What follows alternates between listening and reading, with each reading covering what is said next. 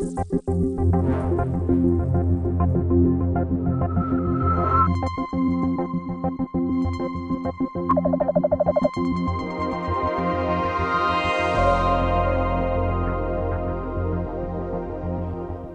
along, ladies and gentlemen, to your weekly SETI seminar series. Today we're very lucky to be joined by Jeff Moore, who's come across from NASA Ames to talk to us today. Jeff started his career in the Army. He was a lieutenant in the US Army, tank leader, platoon leader, and battalion staff officer. You're reading my CV. Yes. He, after that, he decided to go to school in Oklahoma. He went and did history and geophysics degrees at Norman University of Oklahoma. He then went to ASU to do his master's and PhD in geology. And then he came to NASA Ames Research Center as an NRC postdoc in the early 90s. And he also joined SETI soon after that, after his postdoc. And then before the turn of the century, he joined Ames as a civil servant, joined NASA as a civil servant. 1899, yes. Right, it's the previous century. Yes. Jeff has done a lot of work on Mars, as well as the topic of today. So his work on Mars has revolved around laboratory experiments with brines and geomorphology and sedimentology of Martian basins. However, it seems from looking at his publication list that his major love is outer planets. Today he's going to indulge us in his love of outer planets, particularly Titan. And so if you'll join me in welcoming Jeff. Thank you.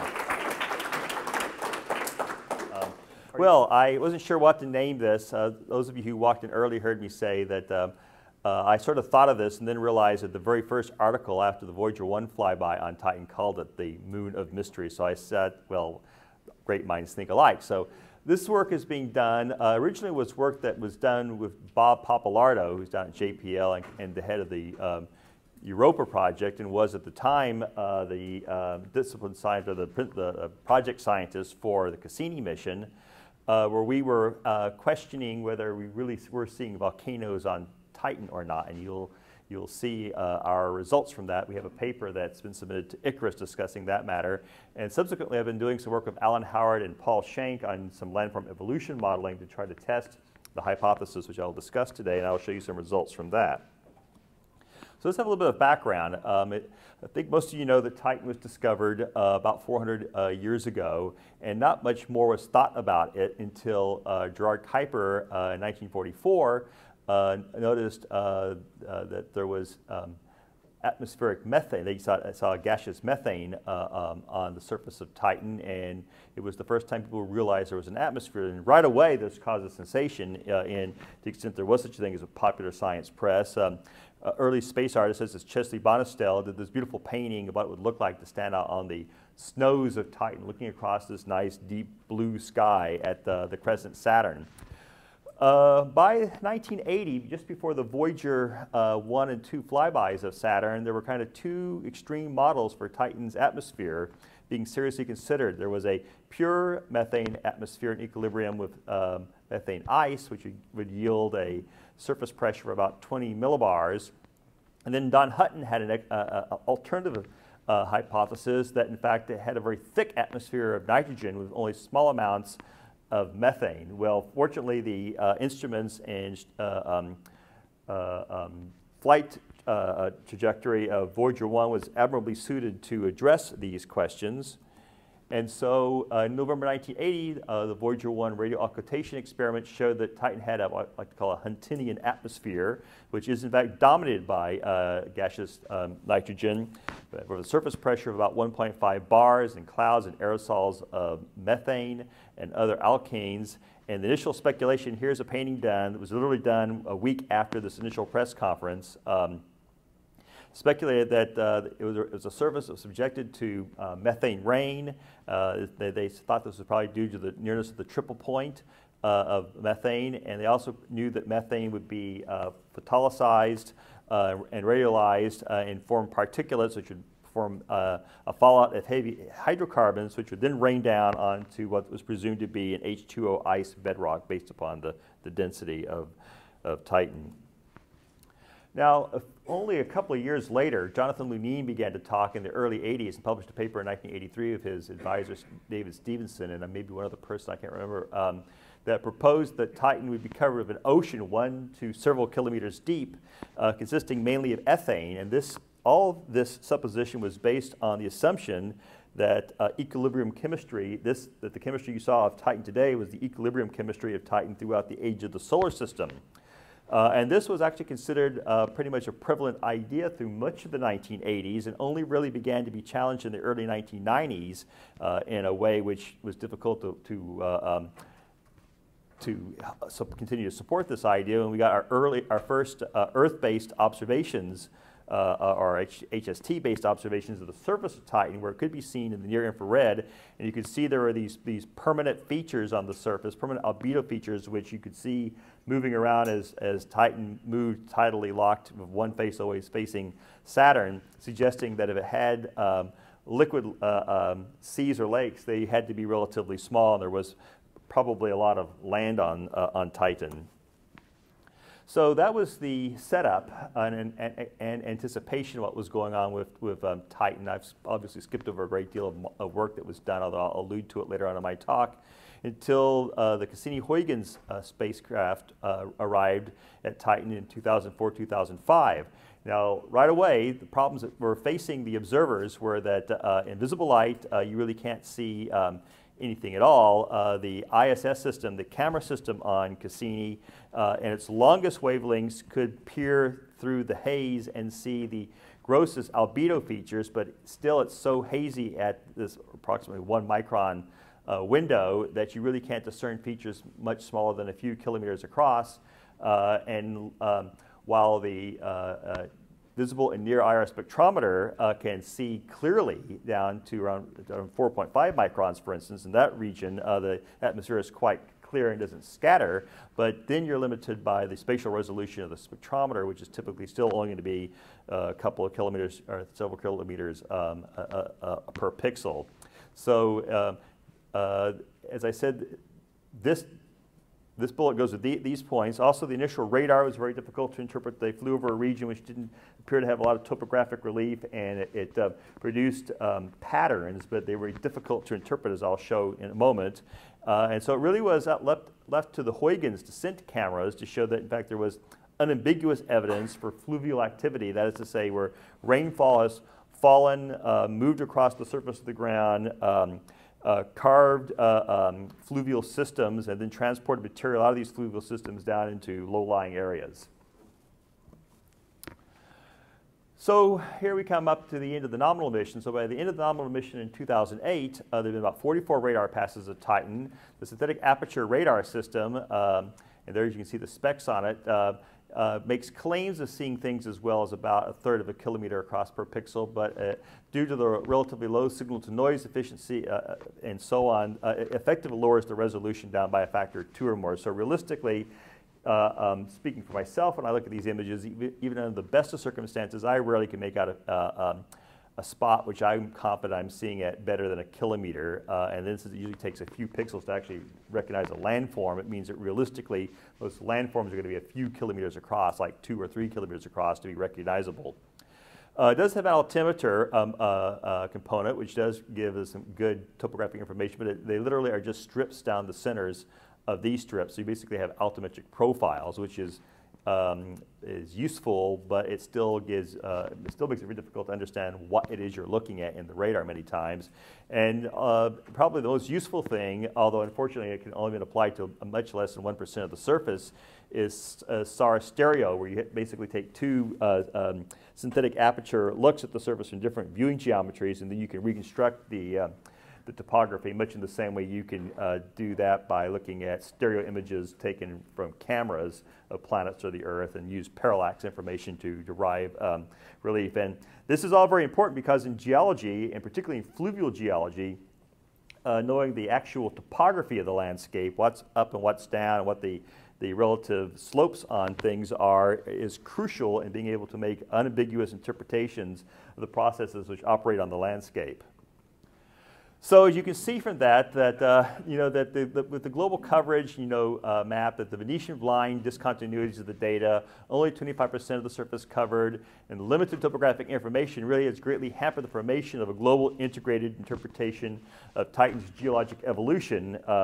And so one should have sympathy for members of the Cassini team and all others who've attempted to struggle with making sense of this very interesting object seen under difficult circumstances. In fact, to put this in perspective, I'd like to take you back to, using the Wayback Machine, to 1969. A few of us remember this encounters. In August of 1969, there were 2 flybys by Mariner 6 and 7 of Mars.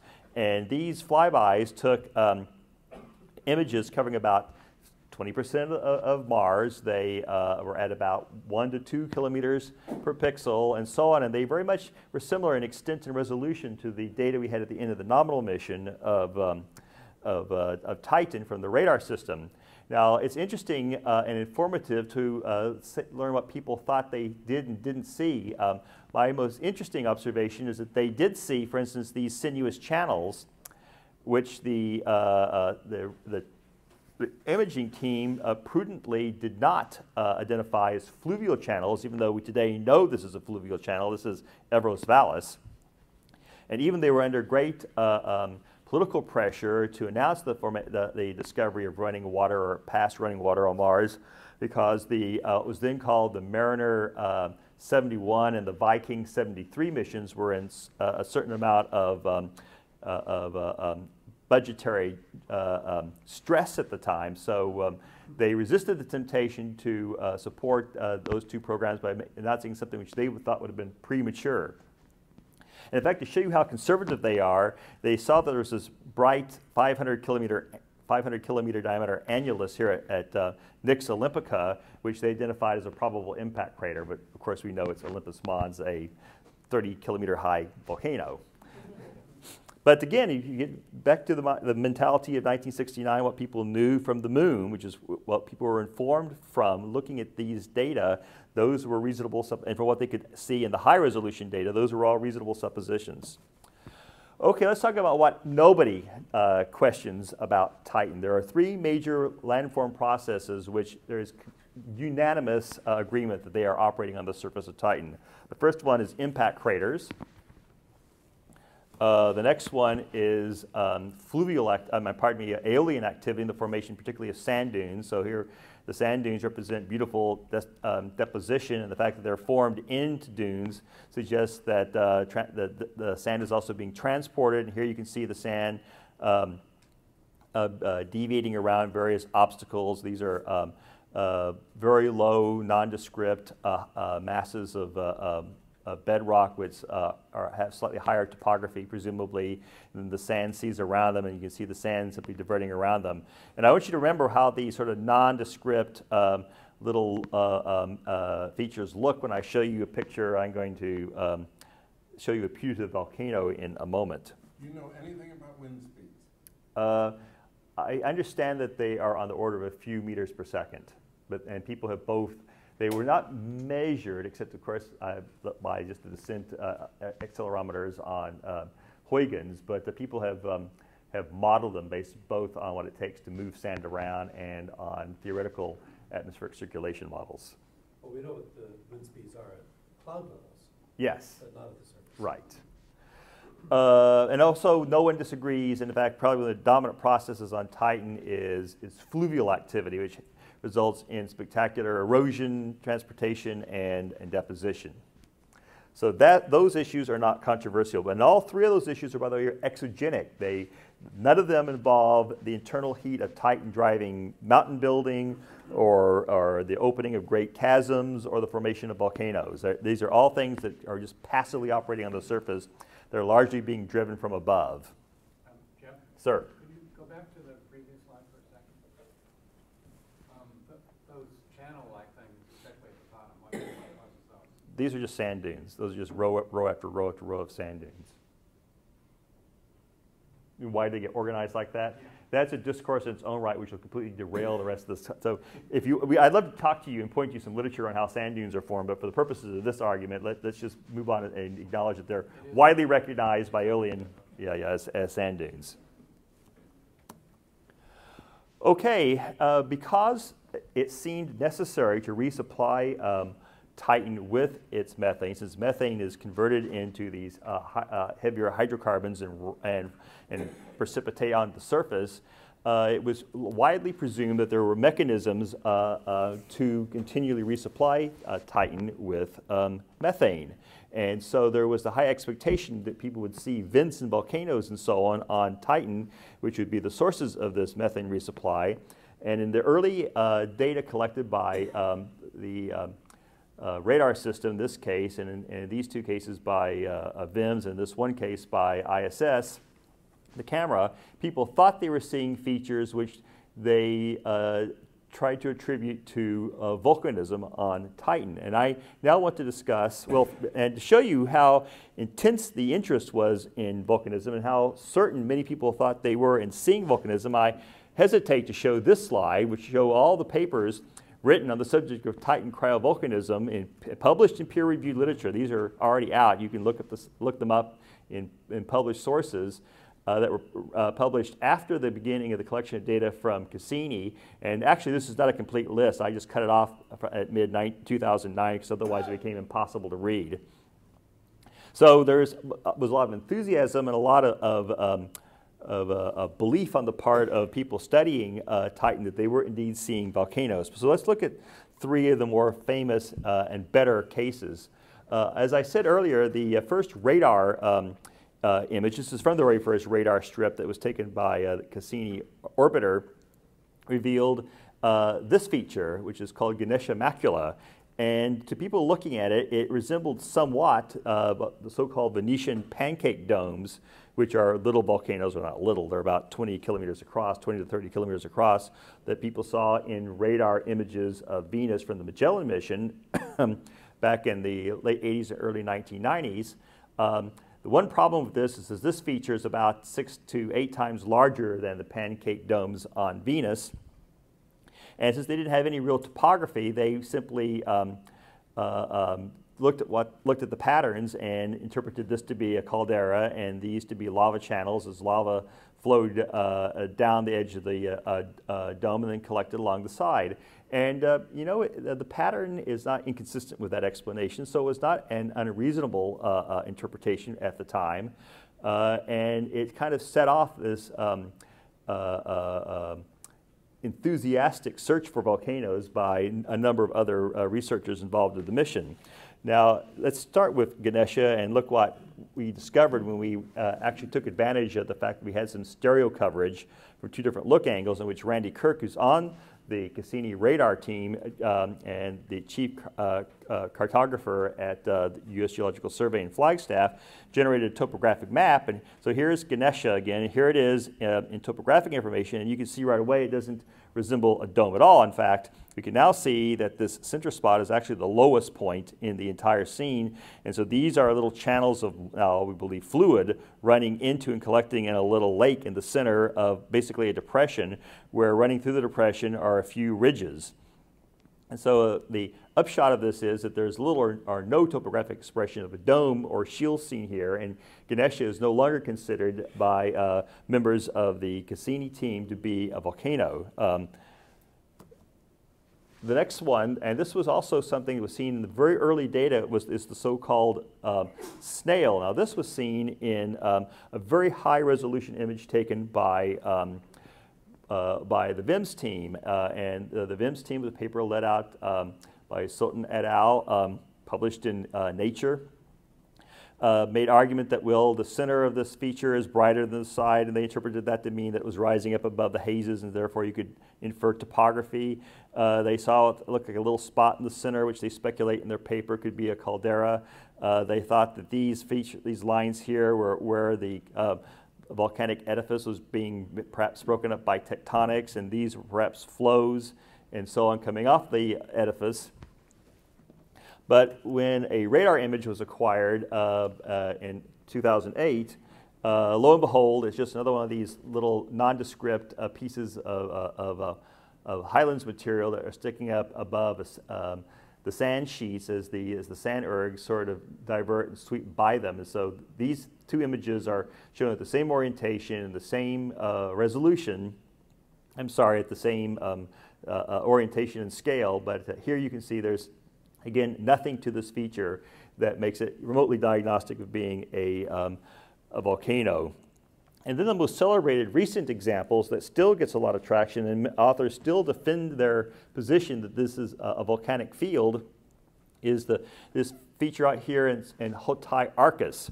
There was both a report of photometric variations which were attributed to ongoing volcanic eruptions by Nelson et al. And these bright lobes, you can see coming out here, were attributed by the radar team by a paper written by Wall et al. As being volcanic lava flows. Well, once again, because there was a lot of interest in this area, Randy Kirk, once again, with the team, were able to acquire a second pass over the area at different viewing geometries. So they were able to generate, once again, a real topographic map.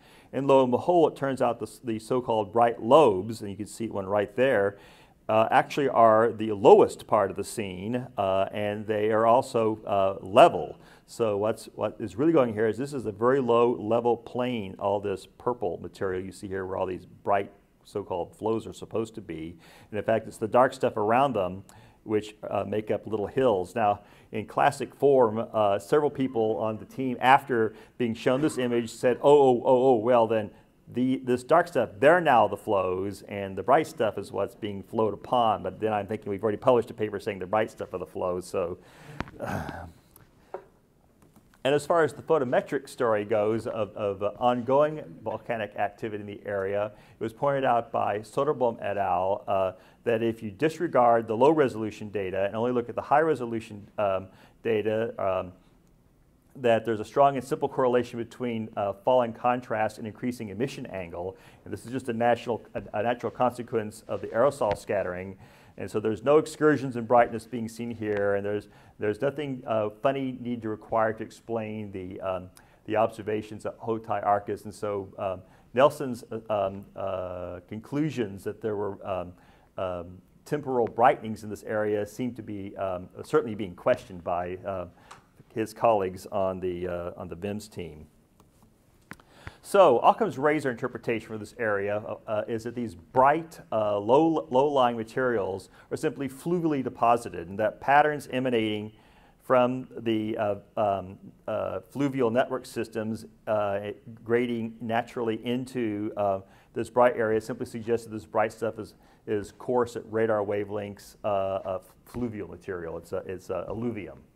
So far from being lava flows, it's an alluvial plain, in my humble opinion.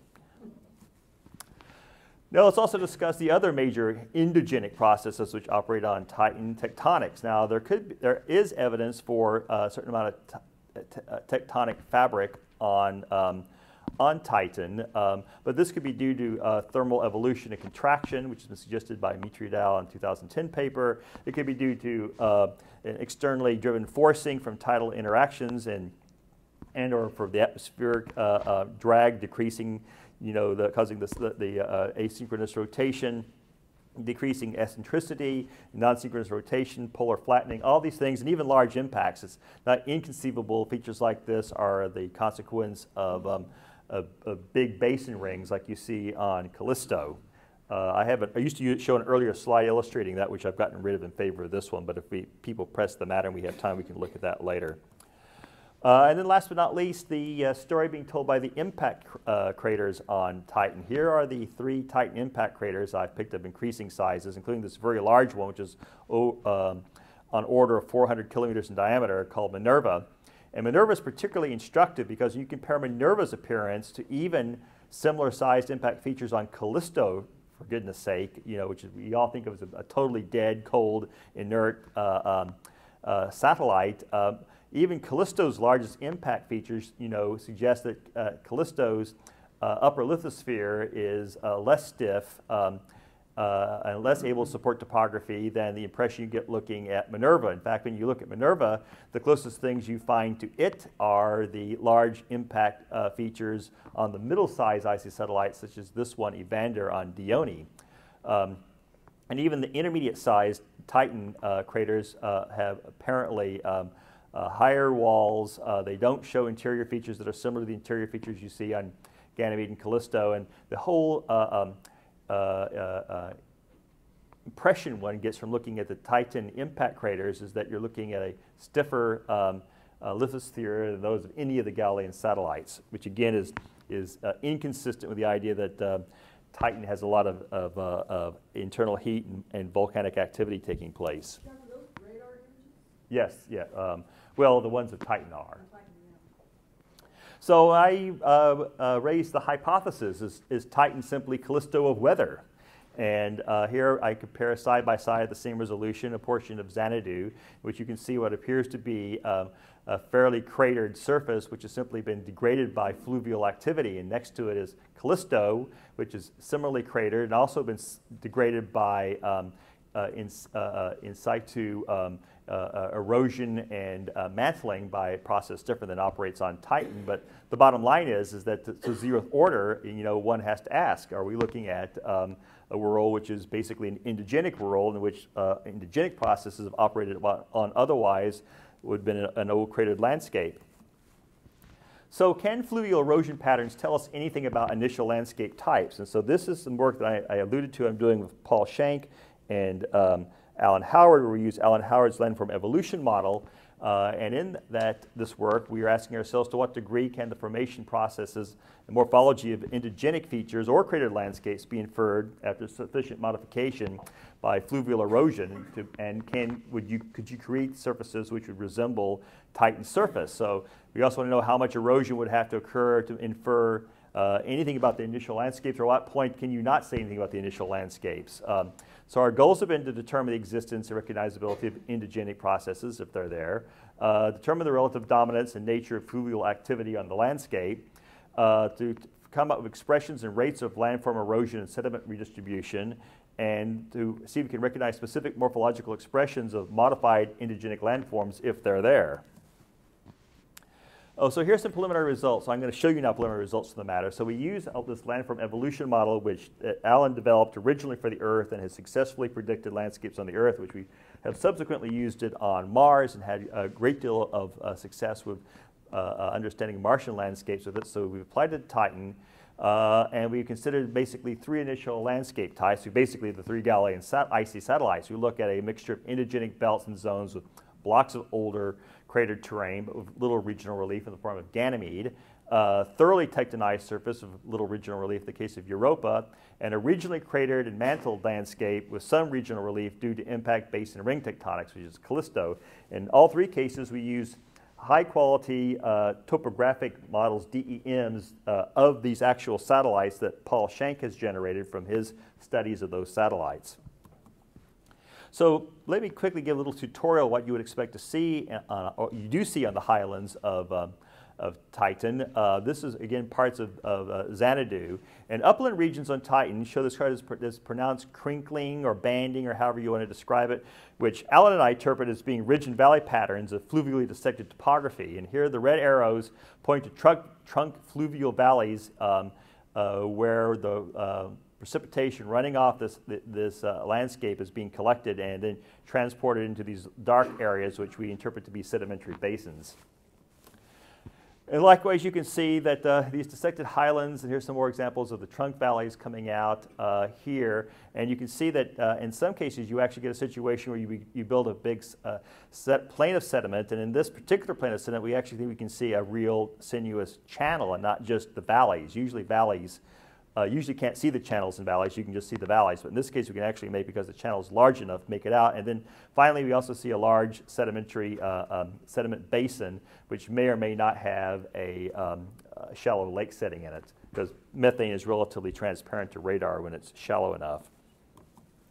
So here are the initial model assumptions that we used in this model. We assume complete runoff so that the depressions become lakes and the drainage exits somewhere along the edges of the simulated domain. The edges themselves are fixed, they're not erodible. We scaled flow rates to Titan's gravity. The rate of channel incision is proportional to the shear stress on the beds, and that was parameterized as a power function of discharge and gradient.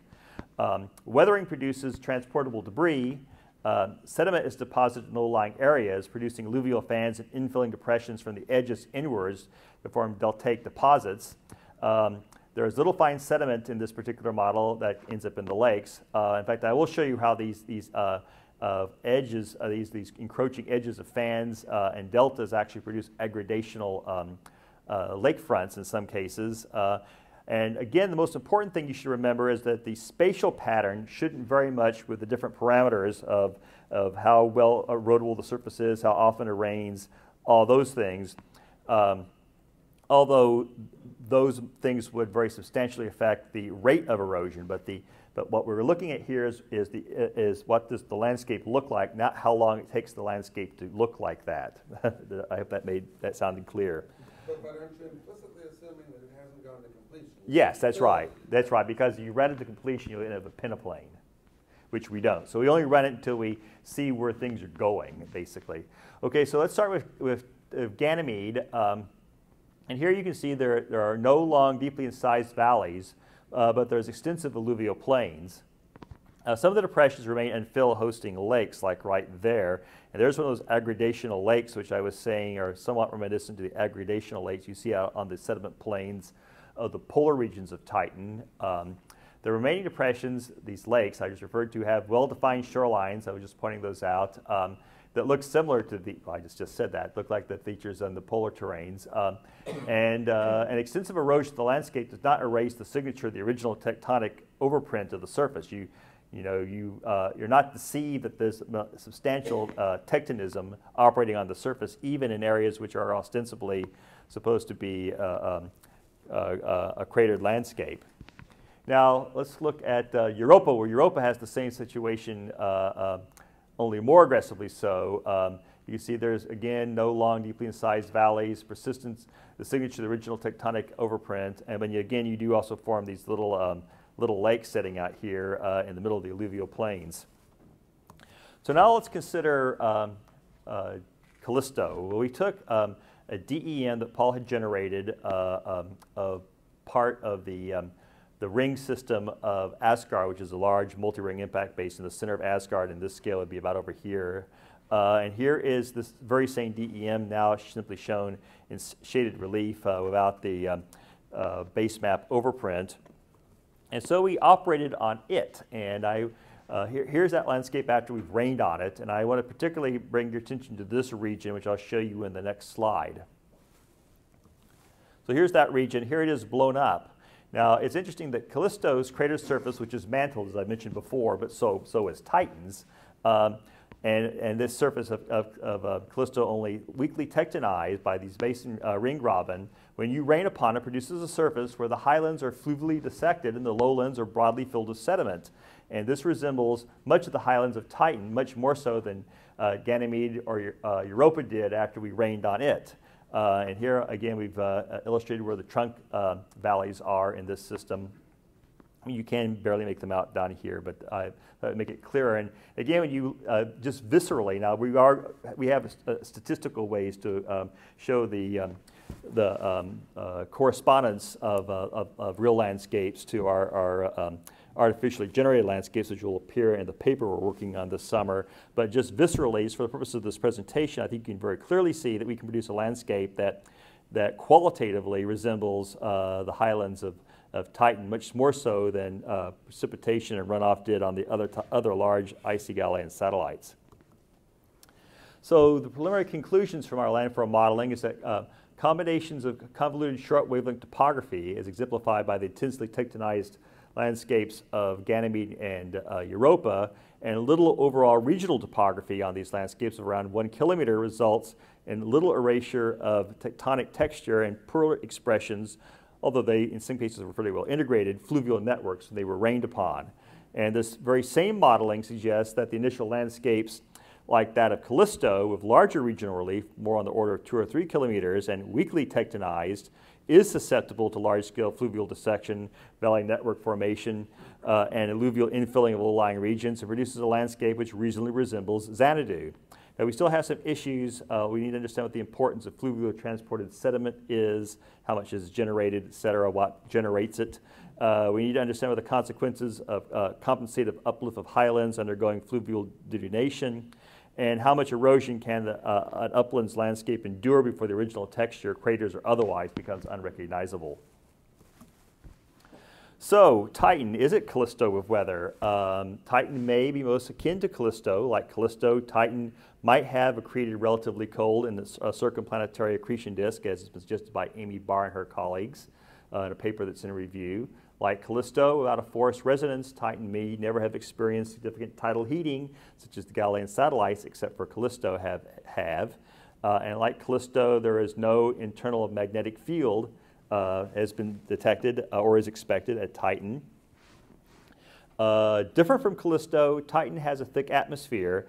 Impacts can generate a significant atmosphere at Titan, as Kevin Zonley and his colleagues wrote about, and for that matter on Callisto as well, as Kevin Zonley and his colleagues wrote about in the early 90s, and then Kevin's recently started asserting again in work he's been doing in the last month or so.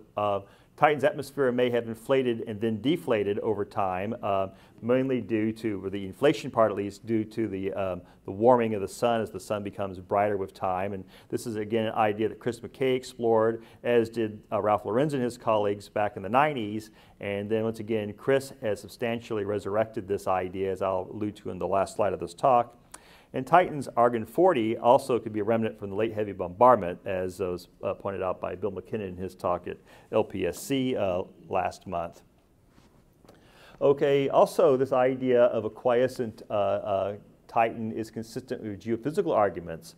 A cool, inactive interior is consistent with incomplete differentiation, as has been suggested in the Ice et al. Paper published in Nature last month. A cool, inactive interior is consistent with Titan's flattened shape, which suggests a conductive, not a convective ice shell above a cool ammonia water ocean, as Nemo and Bills have said. An internal ammonia water ocean is permitted even if the deep interior is incompletely differentiated, as with Callisto, and Titan's orbital eccentricity should have been damped if its interior is warm.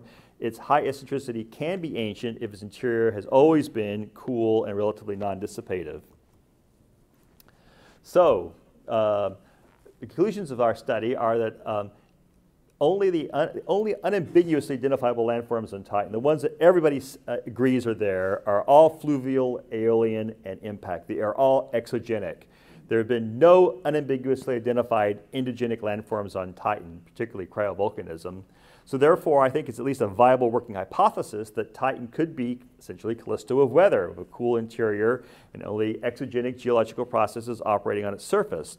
And this idea is being tested through additional Cassini observations, geophysical thermal modeling, and modeling of landform evolution, as you has just seen the preliminary results from.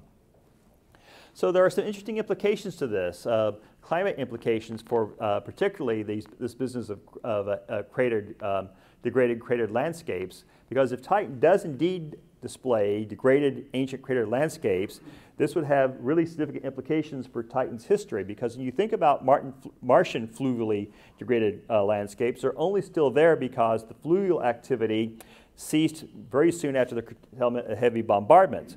And so for Titan to still have such terrains and ongoing fluvial activity would imply at least 3 possible explanations. Number one, the alkane fluvial erosion on Titan is extremely inefficient relative to that of water on the surface of Mars and the Earth.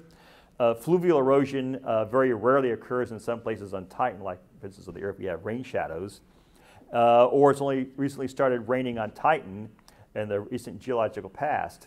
So one way to take these ideas and put together a story, and this is a story that after I'd given this presentation at the Titan Through Time conference a few weeks ago at Goddard, Chris McKay stood up and gave the very last talk of the session to kind of wrap everything up, and his talk was entitled Titan, Past, Present, and Future.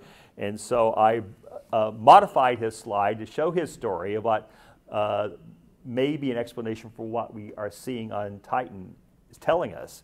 Perhaps Titan was until only 1 billion years ago and for most of solar system history, a place where the nitrogen and methane lie frozen on the surface. And I use Triton here as a proxy for this relatively almost airless world with a great deal of volatiles frozen on the surface. But then as the sun continued to warm, and possibly with the assistance of a large impact event, Titan might have very quickly developed a very thick atmosphere as the methane and nitrogen were rapidly volatilized, forming a gas envelope, which then once established would have been self-perpetuating as long as the methane remained in the mix. And so in this idea of Chris's, Chris suggests that initially that this atmosphere, when it formed something like 1 billion years ago, it may have had 10 times, on order of 10 times more methane than it does at present. But as the methane is being processed and turned into dark material which rains out of the atmosphere, it will eventually be exhausted in less than 1 billion years. So 1 billion years from now, we may visit Titan and see that it's a dark world covered with material like the dark sand dunes we see now, probably still with a clear nitrogen atmosphere above it. So one could maybe end this talk by simply saying that possibly the future of Titan looks dark, and I'll leave it at that and take your questions. Yes. And are you assuming, does this model assume that there's no additional material brought in by impacts? I mean, is it really just that its atmosphere came out once and it's going to smoothly degrade to nothing? That's the hypothesis that that Chris and Kevin favor. Now, the actual numbers that they came up with were played with. I mean, this has not been well constrained exactly how long this would last. This might have only happened, 500 million years ago, and this may this world that you see on the right may occur in 100 million years. So this may be much less than a 1 billion year long phenomena, but.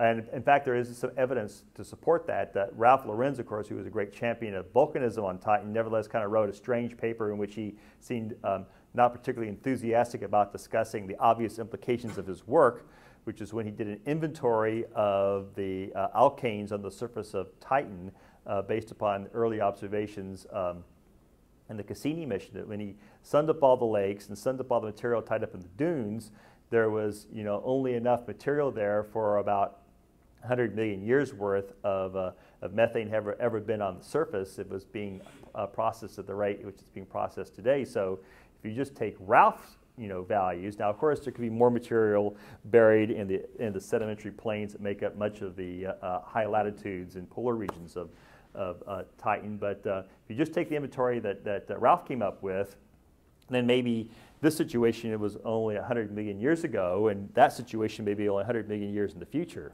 So we live in special times. Yeah, so which of course, but again, if you think about it, we always live in special times. I mean, the Earth itself is only what it is in the present billion-year epoch, and Mars was a world very different than it is today for 1 billion years, the first 1 billion years of solar system history. Then it's been pretty much the world that we see since then. So the idea that planets bloom and flourish on timescales of a few 100 million to 1 billion years is not an unreasonable attitude or perspective to take when looking at what the data are telling us.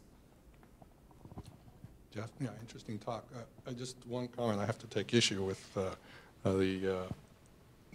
what Barr is saying, because back in 2003 we were essentially accreting Titan cold, and relative to Callisto. In fact, maybe even at a colder temperature. It depends on the ambient temperature of the nebula. But we were accreting it cold.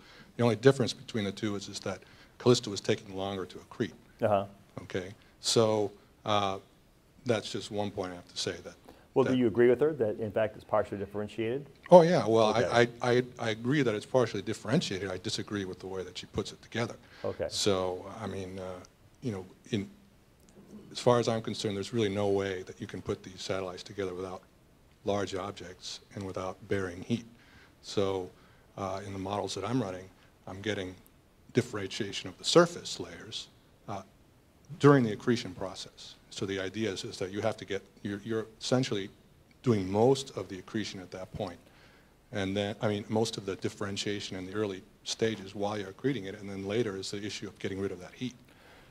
Now, that So also, you wouldn't disagree with this cartoon, though, that you have differentiated outer layers? And oh yeah, parts no, of it? that's Okay. exactly what. So The idea, the difference is that because it's very cold in the interior, you're accreting it cold.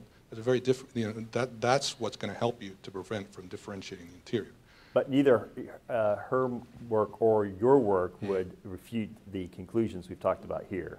No, I'm not disagreeing with what you're saying at all. Now, I may have a, you know, a different, that scenario might have something different to say about the atmosphere, because if you're accreting those surface layers and you're essentially creating a very large ocean early on, because you're differentiating the surface layers, and then you're also creating a carapace in the interior, that you've got this ocean in contact with the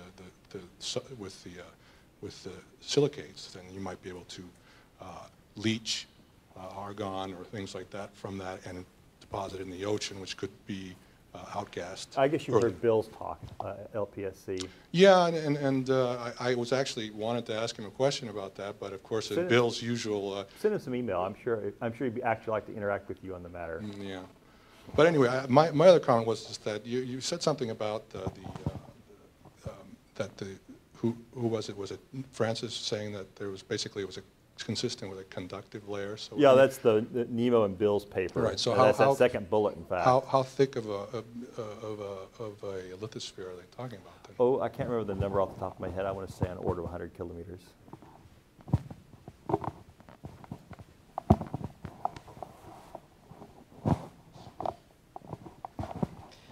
With the radar comparisons, I was worried because, you know, people take these radar images, which are really the only decent pictures we have of Titan's surface, and then try to compare them with visual images of other icy Very bodies. dangerous. Yeah. Are there any sort of, has Cassini thought about doing a sample radar observation of one of the other icy satellites just for comparison? Yes, they have. They, in fact, have already done one of Aperture, which is you can find on public domain. I believe they did one of Rhea or Dione, one of the two, on an inbound. They're doing inbound on the dark side, because it was going to go from 180 degrees phase to 0 degrees phase. And I meant to ask Bob what the result of that was. I want to say it was Rhea. And I actually proposed that observation to the team. I said that, you know, why don't we look at the, you know, do some radar imaging when, for, you know, favorable circumstances, you know, preclude using the other remote sensing instruments, and so we have some kind of, you know, radar ground truth of how your instrument performs on other targets. So, and I haven't not seen the result of that, and I need to once again bug Bob. But since Bob has taken off his Cassini cap, I'm not sure how much information he gets out of the system these days. But hopefully that information will come out soon. That's great. That's encouraging to hear. Has there been any thoughts about, you know, because again, the radar images give you some complicated convolution of roughness and dielectric constant. Could some of these differences just be compositional variations rather than textural? Well, I don't know how much it's compositional, but of course it could. The bigger problem with radar is it's difficult to differentiate whether the surface is bright or dark, because you're looking at stuff that's coarse at the wavelengths of the radar, or if it's simply sloped towards or away from the look angle of the instrument. And so you end up with situations, and probably things like Ganesha macula, the thing that looked like a pancake dome, is a classic example of not being able to figure out what is bright due to slopes versus what is bright due to roughness. And then likewise, the lava lobes of Hotai Arcus, people couldn't tell, you know, whether they were up or down. People presumed they were high-standing topography when in fact they were low-lying topography. But then there's also, as you know, other artifacts with radar, such as what's called layover and things like that. So it's really difficult to use. Jeff, looking forward to the future, as we always have to. Your hypothesis,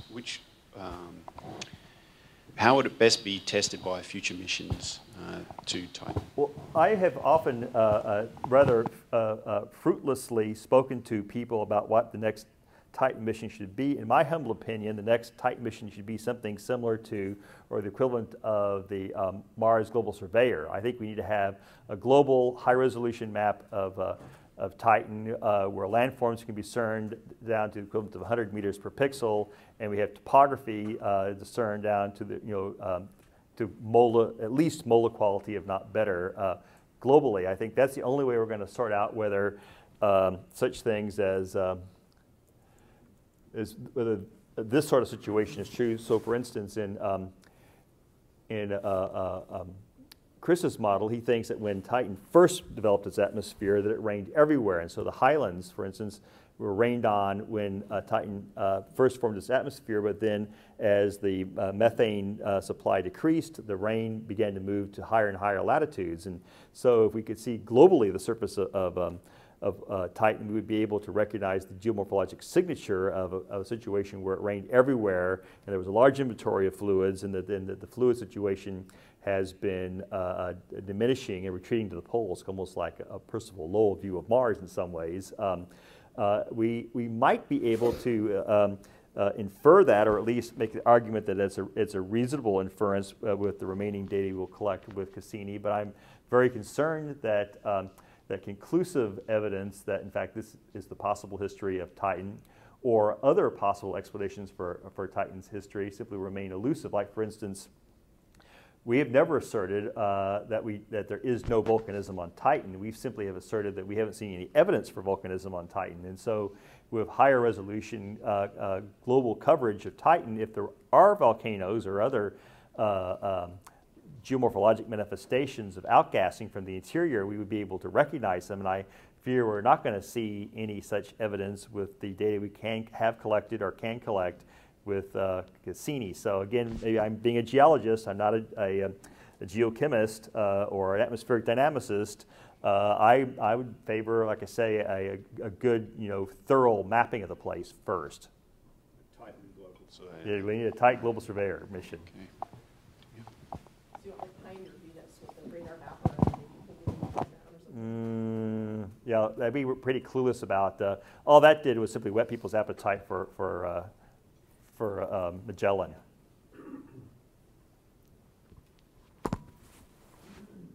I'm still hung up on equilibrium. What would happen if the Earth suddenly ceased tectonic activity? How long would it take to wear down the continents or reach equilibrium in other ways?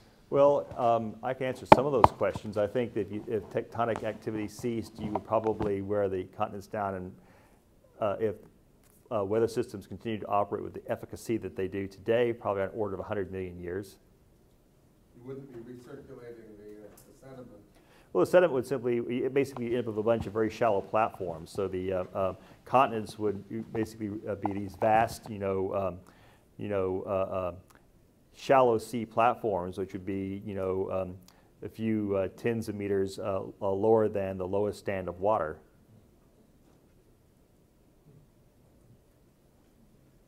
Be great for coral, presumably, especially if the sun gets warm. Great barrier reef everywhere. Exactly. Well, on that note, Jeff, we have a memento of your visit. Oh, thank you. SETI pin. Thanks. Very rare, probably not found on Titan. Probably not found on Titan. If you'll join me in thanking Jeff. Thank you for having me.